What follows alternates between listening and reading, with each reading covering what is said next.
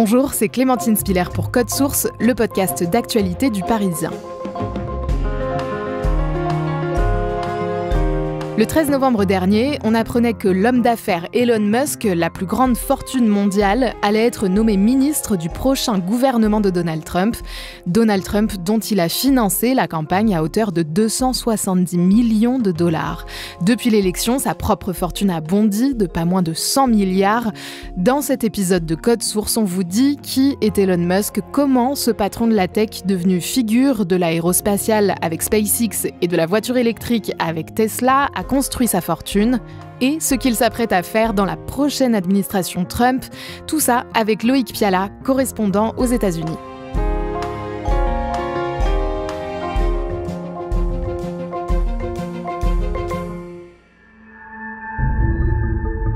Il est l'homme le plus riche de la planète et il fait son entrée au cœur du pouvoir de la première puissance mondiale. Aux États-Unis, c'est confirmé, Elon Musk fera partie du prochain gouvernement. Prenez l'homme le plus puissant de la planète, ajoutez l'homme le plus riche du monde, vous obtenez le duo fou qui veut révolutionner l'Amérique. Loïc Piala, le 13 novembre dernier, on apprend que Donald Trump va nommer Elon Musk à la tête d'un ministère. Racontez-nous ce moment. Oui, l'information est reprise un peu partout dans la presse française parce que la veille, dans un communiqué, Donald Trump annonce donc la création de ce ministère en charge de démanteler la bureaucratie, de détruire les régulations excessives, d'en finir avec les dépenses inutiles. On va le voir à la fin de cet épisode de Code Source, il ne s'agit pas réellement d'un ministère, mais avant ça, on va vous dire qui est Elon Musk, revenir sur le parcours de celui qui est aujourd'hui et de loin l'homme le plus riche du monde. Il est plus riche que tous les autres patrons de la tech, notamment Jeff Bezos d'Amazon et Mark Zuckerberg de Facebook devenu Meta réunis.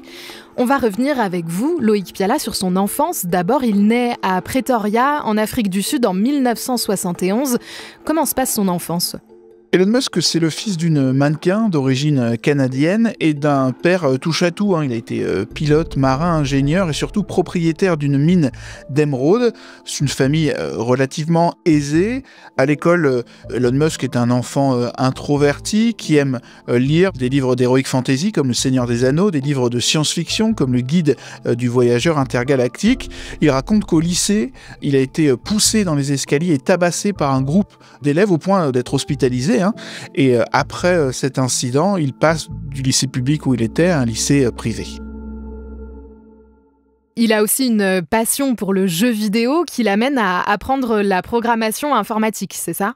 Il apprend très tôt, dès l'âge de 10 ans, c'est un autodidacte au point d'inventer lui-même un jeu vidéo qui s'appelle Blastar, jeu vidéo pour les PC dans lequel il faut détruire des extraterrestres, un jeu qu'il vend à un magazine pour $500.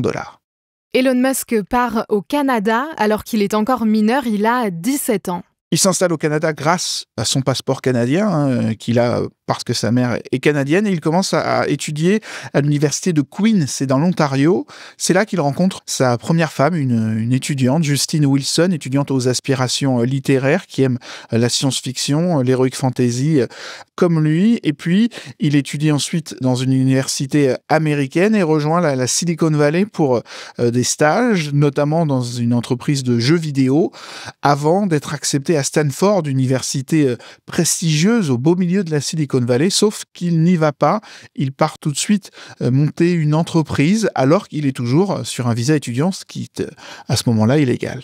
En 2000, Elon Musk va cofonder PayPal, le service de paiement en ligne. C'est ça qui va faire sa fortune. Racontez-nous ça.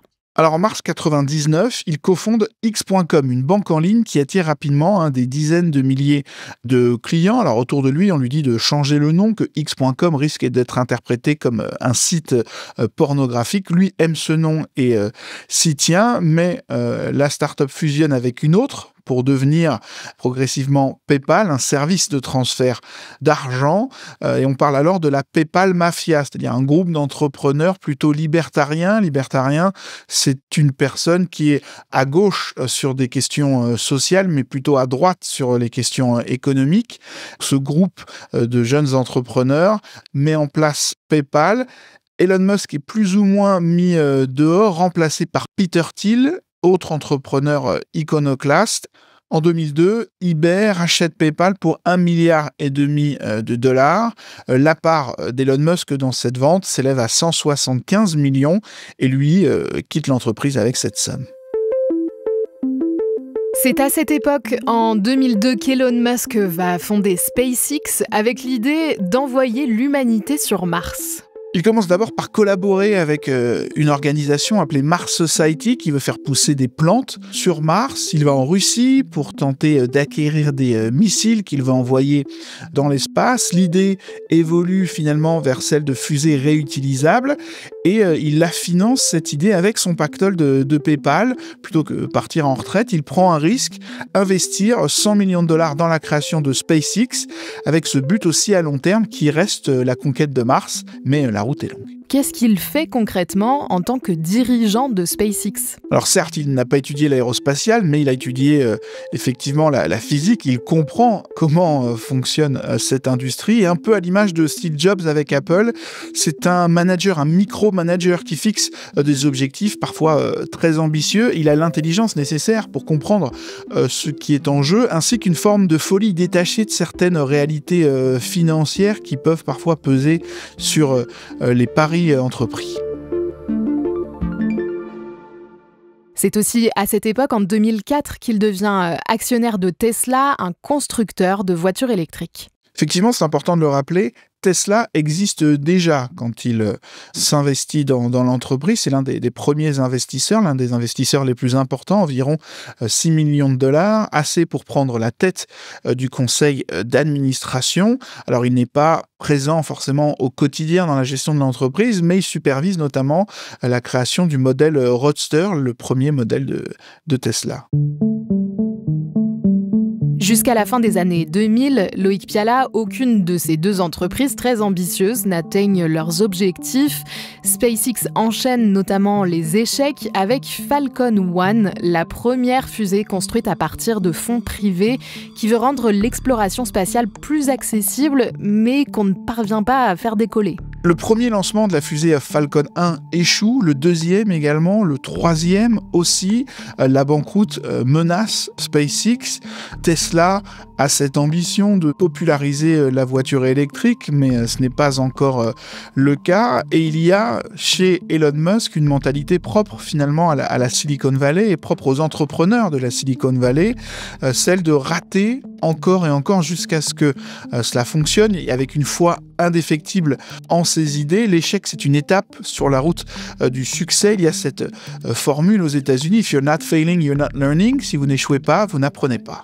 Et dans ce contexte, Loïc Piala, 2008 est pour Elon Musk une année charnière. Parce que c'est l'année où le lancement de Falcon 1 réussit, ce qui sauve véritablement l'entreprise. C'est aussi l'année pendant laquelle Elon Musk prend le contrôle de Tesla. En fait, il évince l'un des cofondateurs et il va même entrer dans une bataille judiciaire pour être crédité comme l'un des cofondateurs de la marque Tesla. Elon Musk fait tout pour exister médiatiquement. Il cultive une image de génie, de visionnaire. Il veut être perçu comme un patron avant-gardiste et un peu déjanté. La presse le compare d'ailleurs régulièrement à Tony Stark, le milliardaire d'Iron Man, et il aurait même servi d'inspiration pour ce personnage dans le film dans lequel Elon Musk fait une apparition. Et c'est vrai qu'il a un côté iconoclaste dans sa façon de parler, dans sa façon de présenter les projets. Il porte des vestes en cuir plutôt que le costume-cravate traditionnel d'un patron de grand groupe. C'est aussi assez proche finalement de la culture de la tech, sauf que Elon Musk va travailler avec SpaceX dans l'industrie aérospatiale, va travailler avec Tesla dans l'industrie automobile, et dans ces industries-là, sa personnalité dénote un petit peu, c'est vrai. Elon Musk est notamment connu pour faire beaucoup la fête, et on sait maintenant, depuis une enquête du très sérieux Wall Street Journal, qu'il prend aussi régulièrement des drogues. LSD, cocaïne, ecstasy, champignons hallucinogènes font partie des drogues qu'il aurait consommées, parfois lors de fêtes, notamment de l'acide à une soirée de Los Angeles. C'est aussi, dit-il, lui-même un consommateur de kétamine, un psychotrope parfois utilisé comme antidépresseur. Compte tenu du contexte des entreprises dans lesquelles il travaille, l'industrie aérospatiale avec des questions de sécurité nationale, cela pose problème à la NASA, cela pose problème aux investisseurs de ces entreprises qui pèsent des milliards de dollars, et parfois se pose la question si son comportement volatile, excentrique, celui pour lequel il est connu, c'est un comportement naturel ou un comportement parfois conséquence de sa consommation de drogue. Et qu'est-ce qu'on sait sur sa vie personnelle et familiale notamment ? Alors, comme sa vie professionnelle, sa vie familiale est intense. Elon Musk est convaincu que l'espèce humaine est en danger d'extinction. Donc lui, il veut avoir beaucoup d'enfants et c'est le cas. Il a 12 enfants, 6 avec sa première femme, Justine Wilson, rencontrée à l'université pendant ses études au Canada. Mais leur premier enfant est mort de la mort subite du nourrisson à l'âge de 10 semaines. Il a eu ensuite 3 enfants avec la chanteuse Grimes, dont l'un d'entre eux, qui est appelé Xaeaxii. Et il a également eu 3 enfants avec Shivon Zilis, une employée beaucoup plus jeune que lui qu'il dit avoir génétiquement sélectionnée. Il est en conflit avec certains de ses enfants, et notamment sa fille, Vivian Wilson, une jeune femme transgenre de 20 ans qu'il a eue avec Justin Wilson et qui porte le nom de famille de sa mère. Oui, cette fille qui le renie, qui a même voulu changer son nom, qui parle d'un père absent, lui, dans le même temps, dit que son fils est mort depuis que les médecins ont autorisé sa transition, même si sa fille rappelle qu'il y a eu des documents à signer et qu'Elon Musk les a signés en connaissance de cause, et pour elle, il réécrit l'histoire. Le 11 juin 2024, le Wall Street Journal publiait une enquête dressant un tableau assez sinistre de ses relations avec les femmes et notamment ses employés. Le Wall Street Journal fait état d'une liaison avec une étudiante stagiaire de SpaceX. Il aurait également proposé un cheval en échange de faveurs sexuelles à une employée de SpaceX. Il aurait demandé à une autre si elle pouvait avoir ses bébés. Et sa première femme, donc Justine Wilson, raconte que, dans leur relation, il y avait une forme de déséquilibre, qu'Elon Musk, qui est très compétitif dans le milieu des affaires, l'est aussi dans sa vie personnelle. Elle lui a rappelé plusieurs fois qu'elle n'était pas son employée, qu'elle était sa femme, et lui avait répondu « Si tu étais mon employé, je t'aurais renvoyé ». Elon Musk, c'est donc cette personnalité controversée, mais qui incarne aussi une certaine forme de rêve américain. Totalement. Alors déjà, c'est un immigré, self-made man, même si c'est vrai qu'il vient quand même d'une famille aisée. Il est devenu américain. Puis c'est un homme de défi, fasciné par l'idée de frontières, de nouvelles frontières, un peu à l'image des pionniers. Et comme beaucoup d'Américains, c'est aussi quelqu'un qui veut du small government, c'est-à-dire un État très peu interventionniste. Et pourtant, il faut rappeler, Loïc Piala, qu'Elon Musk tire une partie de ses bénéfices de subventions de l'État américain. Déjà parce que le principal client de SpaceX, c'est la NASA, et la NASA, c'est le gouvernement américain. Ensuite, Tesla a bénéficié au fil des années de subventions, d'aides publiques pour la construction d'entreprises. On estime que en cumulé, Tesla et SpaceX ont reçu plus de 20 milliards de dollars d'argent public sous différentes formes. Tesla, par exemple, en 2020, a fait des profits pour la première fois, et la moitié de ces profits venait d'une source très particulière. Aux États-Unis, pour stimuler l'écologie, le gouvernement a mis en place une sorte de pénalité pour les entreprises du secteur automobile qui ne produisent pas de voitures électriques, des pénalités financières, et cet argent est reversé ensuite aux entreprises qui, elles, fabriquent des voitures électriques comme Tesla. On apprend aussi en 2021 qu'Elon Musk ne paye pas d'impôts parce qu'il ne se verse pas de salaire. Expliquez-nous ça. Il faut bien comprendre que quand on parle de l'immense fortune d'Elon Musk, on parle de ce que représentent les actions qu'il possède, pas d'argent présent physiquement dans un compte en banque. Et quand Elon Musk ne vend pas ses actions, quand il ne génère pas d'argent à partir de ses actions, il n'a pas, entre guillemets, d'impôts à payer. En 2021, par exemple, il a payé 11 milliards de dollars d'impôts parce qu'il a vendu beaucoup d'actions, mais dans l'ensemble, selon le site ProPublica, son taux d'imposition est juste au-dessus de 3%, bien moins que ce que paie l'Américain moyen. Au-delà de SpaceX et Tesla, Elon Musk a fondé ou financé des projets comme OpenAI et son célèbre ChatGPT, mais aussi Neuralink, qui fabrique des puces électroniques pour le cerveau humain dans le but de soigner des handicaps et, à terme, de contrôler des objets robotisés par la pensée. Et puis en 2022, Elon Musk rachète le réseau social Twitter, qu'il renomme X. On en a déjà parlé dans plusieurs épisodes de Code Source. Quelle est son ambition cette fois-ci ? Elon Musk se présente comme un extrémiste de la liberté d'expression. Il veut faire de Twitter une sorte de place publique où tous les points de vue pourront s'exprimer. Il parle aussi de journalisme citoyen, d'une quête de la vraie vérité, un rejet des médias traditionnels. Et quand il prend les commandes de Twitter, il fait le ménage au sein de l'entreprise de manière assez spectaculaire. Il renvoie tous les dirigeants de l'entreprise, mais il renvoie en gros 75% des salariés. Elon Musk, c'est le plus gros compte sur Twitter, plus de 200 millions d'abonnés. C'est un compte qu'il utilise pour communiquer de manière quotidienne, parfois en relayant des théories du complot sur l'immigration, sur la fraude électorale, et parfois aussi pour avoir exprimé un point de vue antisémite, notamment quand il a approuvé un tweet qui accusait la communauté juive d'inciter à la haine des Blancs. Loïc Piala, jusqu'aux années 2020, Elon Musk disait n'être ni de gauche ni de droite. Il est désormais clairement dans le camp ultra-conservateur. C'est vrai que ces dernières années, il y a eu une bascule assez nette sur Twitter, par exemple, qu'il a d'ailleurs rebaptisé X, comme l'entreprise qu'il avait créée 25 ans plus tôt. La plateforme donne beaucoup de place aux voix d'extrême droite, aux opinions conservatrices. Il a lui-même réhabilité des comptes qui avaient été bannis pour avoir incité à la haine, celui de Donald Trump en particulier.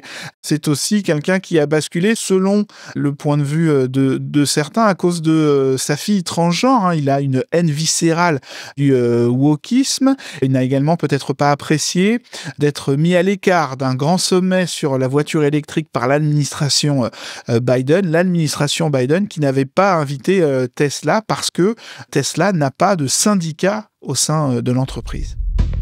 En 2024, Elon Musk finance à hauteur de 270 millions de dollars la campagne de Donald Trump. Est-ce que son soutien est déterminant ? Aux yeux des médias américains, cela ne fait aucun doute. À la fois soutien financier et soutien public. Elon Musk a une forte base d'admirateurs. Il a été décrit par le magazine Newsweek, par exemple, que la PayPal Mafia, ces entrepreneurs de PayPal 20 ans plus tôt, prenaient le contrôle du gouvernement américain. Elon Musk, par exemple, mais aussi Peter Thiel, David Sacks, d'autres milliardaires qui s'engagent en politique et qui s'engagent du côté conservateur. Depuis l'élection de Donald Trump, le 5 novembre 2024, et en raison de la proximité de Musk avec le président élu, sa fortune a bondi. Pourquoi et dans quelle mesure ? Oui, Elon Musk vaut maintenant plus de 400 milliards de dollars. Sa fortune a augmenté de plus de 100 milliards depuis l'élection du 5 novembre. La raison principale, c'est la hausse du cours de l'action Tesla, sur laquelle repose vraiment une grande partie de la richesse d'Elon Musk. Et puis il y a sans doute chez les investisseurs cette confiance dans le fait qu'Elon Musk sera peut-être associé au gouvernement de Donald Trump. On en revient au début de cet épisode de Code Source. Le 13 novembre 2024, la presse française reprend une annonce de Donald Trump selon laquelle Elon Musk est nommé ministre. Mais ça n'est pas exactement vrai, Loïc Piala. Elon Musk sera donc à la tête de DOGE, le département pour l'efficacité gouvernementale. DOGE d'ailleurs, qui est également le nom de la crypto-monnaie que soutient Elon Musk. Et département, aux États-Unis, c'est le nom que l'on donne au ministère. Donc c'est un peu trompeur. Mais là, il s'agit plus d'une mission qu'on pourrait comparer à celle d'un cabinet de conseil qui va être là pour faire un audit des dépenses du gouvernement et identifier là où peut être économisé de l'argent. Elon Musk a même annoncé publiquement qu'il visait les 2000 milliards de dollars de coupe, soit un tiers du budget du gouvernement américain. Il espère y arriver, notamment en coupant dans les effectifs des fonctionnaires américains. Il serait question de 75% des effectifs de fonctionnaires, 75% comme ce qu'il a fait à Twitter. Elon Musk pourrait donc se retrouver en conflit d'intérêts puisque ces agences fédérales dont il devra réduire les coûts sont celles qui régulent ses propres entreprises et qui lui mettent souvent des bâtons dans les roues. Oui, par exemple, en ce moment, Tesla fait face à une enquête d'une agence de la sécurité routière sur plusieurs accidents impliquant la fonction pilotage automatique de Tesla. Il y a des accusations de discrimination à l'emploi chez SpaceX. Et ce sont des agences fédérales qui se penchent sur ces questions, qui enquêtent sur ces entreprises. Et si ces agences fédérales ne plaisent pas à Elon Musk, qu'est-ce qui l'empêche de supprimer leur financement, par exemple ? Alors, Donald Trump, lui, assure que Elon Musk place le pays bien avant ces entreprises et cherche donc à rassurer ceux qui seraient éventuellement inquiets. Loïc Piala, est-ce qu'on est certain aujourd'hui qu'Elon Musk va bien pouvoir occuper ce poste au sein de cette commission ? Pas de certitude encore, surtout qu'il y a plusieurs cas de conflits d'intérêts avec les entreprises dans lesquelles Elon Musk travaille. Il y a aussi eu une enquête du New York Times qui suggérait qu'Elon Musk avait fait fuiter des informations secret défense à la Chine. Et puis, depuis plusieurs jours, on s'amuse du côté de la gauche américaine, surtout à parler du président Musk. Elon Musk, qui, rappelons-le, a dépensé énormément d'argent pour cette campagne. Donald Trump est un homme avec beaucoup d'ego. On peut se demander combien de temps il va accepter d'être parfois décrit comme la marionnette d'Elon Musk. En tout cas, c'est un sujet qui visiblement le touche. Lors d'un meeting, il a rappelé au public que Elon Musk ne pouvait pas être élu président parce que il n'est pas né aux États-Unis et donc ne peut pas constitutionnellement devenir président.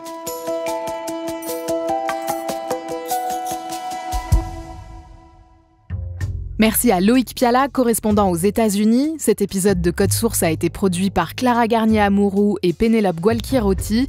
Réalisation Pierre Chaffanjon. Si vous aimez Code Source, n'hésitez pas à le dire en laissant un commentaire ou des étoiles sur votre application audio. Vous pouvez nous écrire à codesource@leparisien.fr.